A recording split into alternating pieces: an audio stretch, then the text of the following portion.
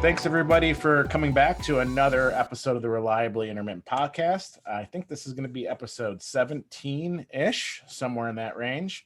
I'm Drew Esposito with you today, and welcome to our brand new co-host, our brand new first-time podcaster, not last time. Amanda, welcome aboard.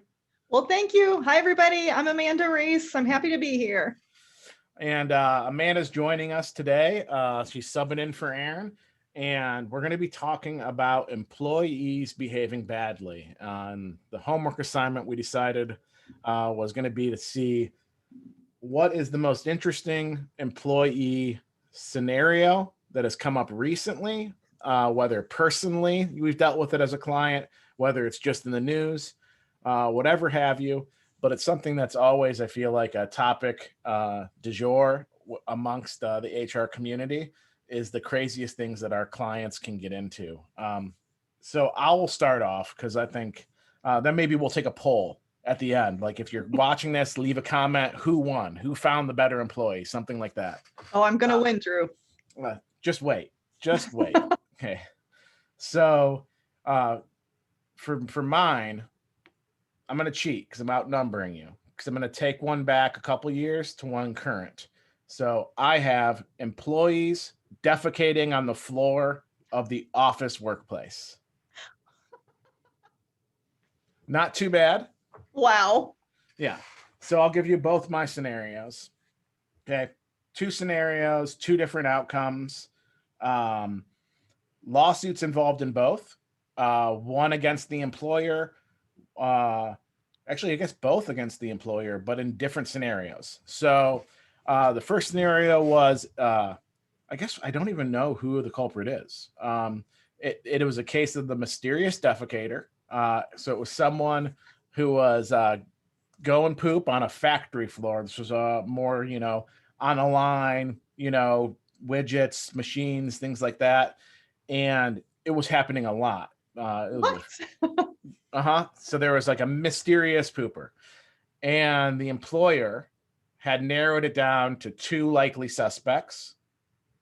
Right. So that means there's a lot of potential people out there. In my mind, I just really get I just get the jollies thinking about well, it could be Jim, but Jane too. I mean, we got a lot of people that could potentially poop on our floor. Like there's not just one person who sticks out in your mind. That's not here nor there, but that's a quality workforce that you have. Well, yeah, that's concerning though. If you have to try to narrow it down and you're not able to say it's definitely that person, if you have to say, oh, it could be this person, could be that person, who knows, maybe the other guy down the row, you never know. That's the vegan diet. That's the meat eater. I don't know. I mean, if you really, really got to get into it. So they ended up taking the two employees that they thought did it and they cheek swabbed them, took a sample of the feces, sent it out to a lab, run it through a high-tech CSI machine, right, to get the results, find out the culprit, and both samples were negative. So they DNA tested employees, and DNA tested the poop that was found to try to determine whose poop it was. Reasonable, right? Oh, well, yeah, you have to do your investigation to determine who's committing this offense. Yeah. I mean, it seems reasonable. Honestly, it's like, oh, that makes sense. And I don't think most employers would think, maybe not think twice. I shouldn't say that. Most employers wouldn't think that they'd be getting in trouble for it. But there's something called the Genetic Information Non-Disclosure Act that just shows employers out there that there are these obscure laws. And by the way, GINA, what it stands for, is not an obscure law, but it's not something that you hear about in the context of race discrimination, sex discrimination, religious discrimination, freedom of speech. It's just not out there in the mainstream. Right. It seems like it should with these types of court cases. They're definitely attention grabbing. But what it says essentially is you're not allowed to use someone's genetic information to discriminate against them in the workforce. And that could be adverse actions. It can also be hiring and firing. And originally, I think it was designed through the congressional study that you don't discriminate people for predispositions for cancer. If any of you or your loved ones have gone through breast cancer treatment, I know it's not like it's a new thing, but there was all the discussion about the BRCA gene. And if you have that gene as a woman, you have a really, really high chance of unfortunately getting breast cancer. Mhm. And if you're in a small community, many small communities here in Ohio, certainly where you are, it's like, I'm one of five. And it's like, people are like, oh, I know I've known your whole family. My grandmother graduated from the same high school that I graduated. So they may be like, I know that your grandma had breast cancer and your mom had breast cancer and your sister has breast cancer. We only have 15 employees and we do offer health insurance, even though we don't have to, but I really cannot take a cancer case. Mhm. Heck, I may even know you're in remission, right? Because I'm your Right. friend. It's prohibiting you from being discriminated because of that. Right. Valid. And Yeah, that's a good thing to make sure that everyone's protected from that thing. So absolutely. definitely important to have. But it also covers other issues like you used my DNA to match it with some poop and you were wrong. And that's not a proper use of my DNA, of my genetic information. I don't know the result of the case, right? When I first read about this case, it was at the motion for summary judgment stage and they got through it. It was like the first case in the nation that got through the summary judgment stage. In all likelihood, it's settled. Like once you get past that case, you probably don't want to go to a jury. I'm just guessing. But there's lots of cases that have settled at the EEO level through mediation for thousands and thousands of dollars. Not millions yet, but I mean 50, 60, 80,000 here and there. Mhm. Lots of people that have done it wrong. So that was the first one that I really loved. And I also thought, like, as an employer, I know how upset employees get when I come in and do an investigation and accuse someone of doing something and they didn't, right? Like, it's one of the most maddening things. I don't think as employees, just as humans, like, Right. go back to like a dating life or a marriage life and your partner says you and you're like, I didn't do it. Like it's the culmination of fights across the nation. And Right. you have two employees that you just accused of, on the floor. That I mean, Okay. So this is appalling. yeah, Disgusting. It's so strange that an employee would actually be so upset with their job or whatever's going on that they would choose to defecate secretly on the floor at the factory. mm-hmm. And this really happened. Really happened. And you go, hey, that is so strange. And then I told you that you were going to be outnumbered. Second one happened recently where someone was pooping on the floor of an office and it was a revenge poop. And the guy admitted it. The guy, it was admission. There wasn't a dispute of the facts. But in this case, the employee was in a unionized environment and they terminated him and they went to arbitration. And arbitrators are, everything in the sense of arbitrary. You've got no idea what you're going to get. And the arbitrator said, despite the facts showing that he is the one who pooped, he had 17 years of service, and therefore it is not sufficient to terminate. It didn't meet the just cause standard. You should have done some sort of lesser discipline. So he came back. He came back with back pay. I mean, I'm assuming, because if you terminate and it takes a couple months to get to arbitration, it takes a couple months for the decision, unless the arbitrator ordered him back to work without back pay. I don't have the details of the arbitration award, but if he said like, oh, he has 17 years experience, let's say he has no prior discipline, it's just cause standard, the industrial justice system. So you should be doing verbal, written, maybe a couple writtens, short suspension, long suspension, termination, right? That like kind of in that order. So he may Well, say, yeah. you skip these steps. You're supposed to give him a written, or maybe it's so severe you can jump it. But so you should have given him a mid-length suspension, 5 days, 10 days, I don't know. But if he was out for 5 months, that's back pay. You get the balance. Wow. That's just amazing that someone defecated you said in an office hallway. So we're talking an office It's an environment. office Someone environment. goes out to the hallway, defecates. How did this person get caught? Was this another DNA test? I don't know how they got caught. I am guessing in the scenario, it's probably like another employee telling on them, and then an investigation comes out, and the person just admits to it and is like, "Yeah, I did it." Like my boss sucks, you suck, this place sucks, and now I'm pooping on your floor. right? Like, I think eventually people are always surprised with what people admit. But I mean, a lot of times when you're under the gun of some hard hitting questioning, people just kind of fess up. But Oh, wow. there was no dispute of the facts. But he got his job back. So for employers out there, if you work in this environment or get this arbitrator, guess what? You get to have somebody, your employees get to poop on your floor at least one time, at least once before they're fired. So I thought those were two fantastic employees behaving badly Oh cases. my goodness. Okay, those are really good, Drew. All right. They're good, disgusting, but good and entertaining. How about this for an employee behaving badly? You know how a lot of employees, they'll come up with reasons why they can't come to work, call in sick, call in for whatever reasons, and oftentimes it's legitimate. Sometimes it's not. Mm-hmm. Have you ever heard of someone faking their own kidnapping in order to not have to go to work one day? Okay, so like this is like faking your own death. Like you read about people like in a plane crash that are like, oh, I got to get out of this, marriage or whatever, you know, like they fake their own death. I mean, how serious are we talking here? Okay, we're talking, I believe it was out in Arizona, an employee, I believe he was about 19 or 20 years old, that age range.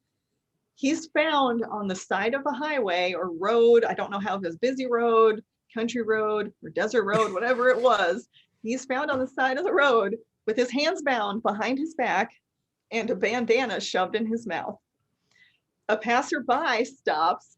Oh my God, there's a bound man on the side of the road. Call the police. Police come, they investigate. It turns out the guy entirely fabricated this story, faked his own kidnapping so he would not have to go to work. It is just not going to work that one day. You know, like that's, oh, I expect a lot more from my employees who are faking sick leave from now on. If there's that type of commitment out there, right? Like no longer is my throat scratchy, boss. I expect some all-in excuses. This guy's setting the bar. Oh yeah. Is he did they say, is he criminally charged? Yeah, he did end up getting criminally charged. I forget what the exact charge was, but something along the lines of making up a false police report or something like that. Oh my So gosh. I don't believe he's currently working for the employer at this time. What an idiot. I don't know if he's still in jail. I believe he has been released from jail at this point, but he's facing a criminal case. That's insane. I mean, I don't even know. That's speechless. I don't know what you do. I think it does emphasize sick leave or PTO banks and the necessity to actually verify and not just allow little random call in and call off procedures, because people will fake anything, right? If you're faking a kidnapping, you're going to fake if your 6-year-old daughter's sick, right? I mean, I hate to say it. Right. People are abusing it. Mm-hmm. I think employers need to look out. That's nuts. Now, to go to the question at hand, pooping versus kidnapping. I'll tell you, it takes a lot of guts to be on the side of a road, and I'm going to throw this guy a bone and say Arizona heat. Like Arizona heat, highway, gag, you're just assuming someone's going to come along and see you. Like, how long are you waiting for? Right. You know, like at least if you poop, it's like it's all in your control, right? Like you're going to do it in the dead of night, you know, sneak on out of there and go to the comfort of your home. This guy's sitting on I think that the kidnapping takes more courage from the employee. I think that, I mean, you're getting the authorities in, a third party to investigate. Oh yeah. Grossness factor, I definitely win for sure. Oh gosh, 19-year-old guys. Seriously. We are a really dumb gender. Yep, taking reasons to not go to work to the extreme. And also it'd be interesting to find out, did he have an accomplice? Did he do this himself? Did he somehow manage to bind his own hands together behind his back and get the bandana in his mouth? Or does he have a buddy help him? How did this happen? maybe this is all a facade and he's going to be like the next Harry Houdini in Vegas. Like he's got, he's going to be David Blaine with these skills of like, of how did he get bound? How did he do that? And he can just release himself. He's just setting himself up for bigger and better things. It's all a ploy. He's going to go viral. And next thing you know, he's going to be center stage after the pandemic at the Bellagio or something. Oh, yeah. Millions. Yeah. Future career path right there. It's reasonable. It's what we can advise, people looking for jobs. Just go this route. Makes sense. Mm-hmm. Oh, I love it. So, well, I think that's a good, short, little quick one for the group to see what's out there, that you're not alone dealing with craziness. Right. I think employers in private and public sector need to also be wary of making rash decisions, right? Like that's where you think you're okay if someone poops on the floor of your office, to just put a knee-jerk reaction and try to figure it out. Maybe I'm going to do a drug test, right? Or anything like that. Right. You should call someone you trust first who's advising you on these, because maybe you can't do a DNA sample. Maybe you can't do a drug test. Maybe you're not permitted by some sort of law. Maybe you can't search their Facebook profile. Who knows? There are all these laws that are jurisdiction specific, Mm-hmm. not just federally applying to everybody. And slow and steady wins the race for employment issues, right? Don't rush to make that decision.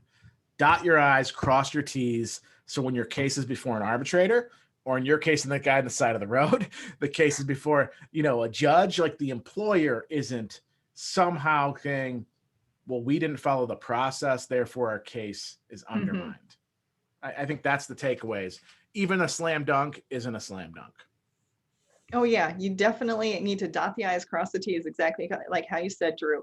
And I think sometimes people will jump the gun and make a rash decision when you really need to get advice, talk it out with people before you start making decisions as to how you're going to handle serious situations like this. As funny as they sound later on down the road, it's a serious situation for the current employer.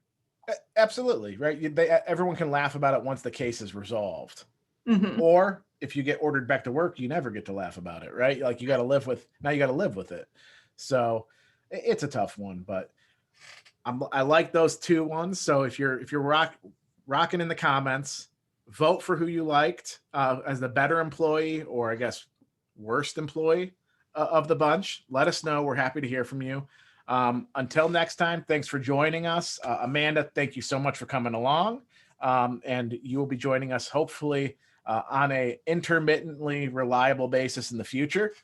And we'll be helping to educate people and providing a little entertainment to the sometimes an otherwise dull world of HR. It was a pleasure being here, and I look forward to hopefully doing this again in the future. All right. See everybody later. Thank you. Bye.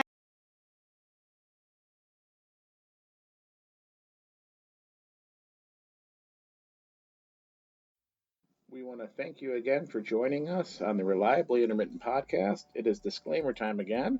This podcast and all podcasts on this feed are for informational and entertainment purposes and not legal advice. No attorney-client relationship is created by listening to this podcast.